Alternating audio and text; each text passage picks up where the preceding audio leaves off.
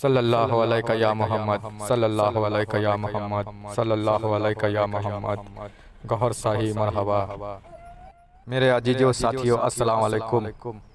उम्मीद करते हैं कि आप सभी लोग खैरियत। उम्मीद कर मैं सरकार गौहर शाही के करम से सरकार गौहर शाही की ही चंद गुफ्तगू, चंद तालीमात जो सरकार गौहर शाही ने बयान फरमाई है अकीदों और वसीलों के हवाले से, सरकार गौहर शाही की तालीमात और उनकी गुफ्तगू को आप लोगों के जानिब मैं पेश करने की पूरी तरह से कोशिश करूंगा, बयान करने की कोशिश करूंगा। आप लोगों से गुजारिश है कि इस वीडियो को मुकम्मल देखें और समझें कि सरकार ने क्या फरमाया है अकीदों के हवाले से और वसीलों के हवाले से। पहली बात तो यह है कि सरकार गौहर शाही से ये सवाल किया गया, पूछा गया कि क्या अल्लाह ताला की मोहब्बत, उसकी नजर करम क्या सिर्फ अकीदों के दुरुस्त होने पर मिल जाता है, यानी कि अकीदा स्ट्रॉन्ग अगर किसी का हो तो हासिल हो जाता है। मतलब यह कि क्या अल्लाह की जात पर अकीदा स्ट्रॉन्ग हो, मजबूत हो, तो क्या अल्लाह की नजर करम, अल्लाह की मोहब्बत हासिल हो जाती है, अल्लाह का कुर्ब हासिल हो जाता है। तो सरकार गौहर शाही ने क्या फरमाया?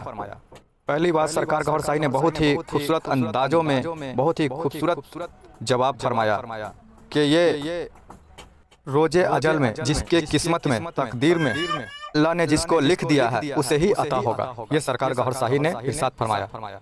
और सेकंड कंडीशन सरकार गौहर शाही ने फरमाया कि उसके बाद फिर वो बंदा अकीदे को तो दुरुस्त कर लिया, और अल्लाह ने सबसे बड़ी बात कि अल्लाह ने तकदीर में उसके रोजे अजल में अल्लाह का कुर्ब, अल्लाह की नजरे इनायत, अल्लाह की मोहब्बत अल्लाह ने उसके तकदीर में लिख दी है।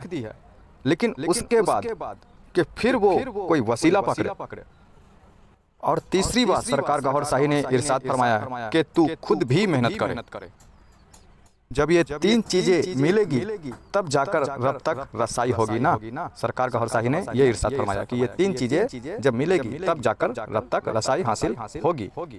अगर तू मेहनत भी करता है, वसीला भी है, लेकिन वो रब नहीं चाहता है, तब भी तू उस रब तक नहीं पहुंचेगा ना।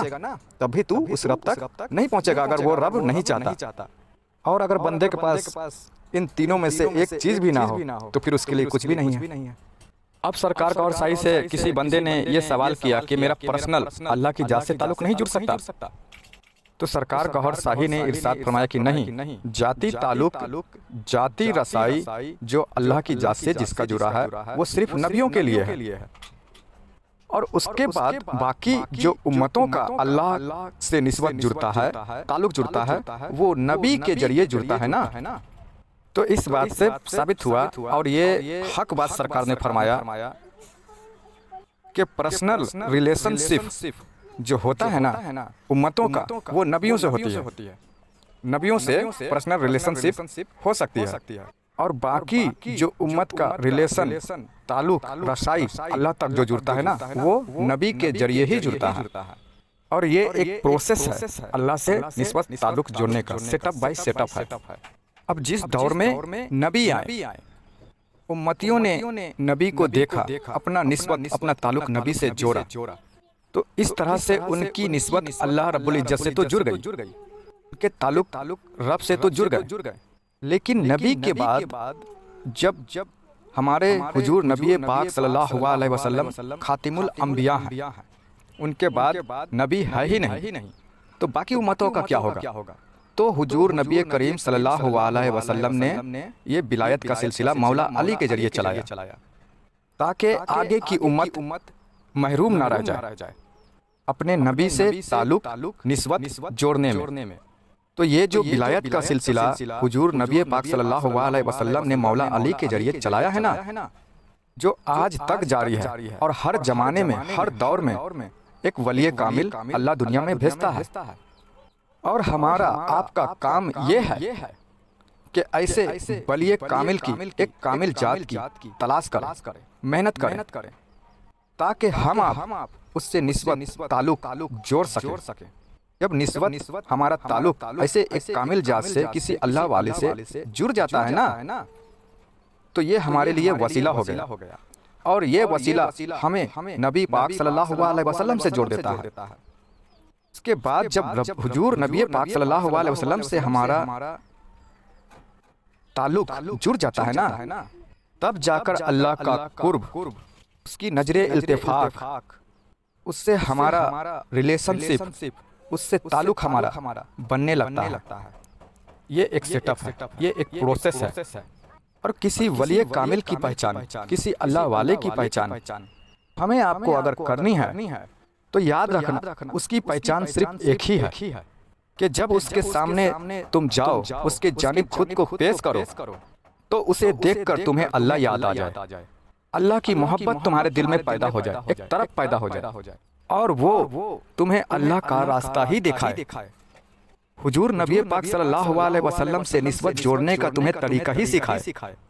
और सबसे बड़ी बात, तुम्हारे दिल की धड़कनों में अल्लाह का जिक्र बसाए, अल्लाह का जिक्र तुम्हारे दिलों में उतार दे और तुम्हारे नफ्स को पाक कर दे, पाक करने का तरीका सिखाए।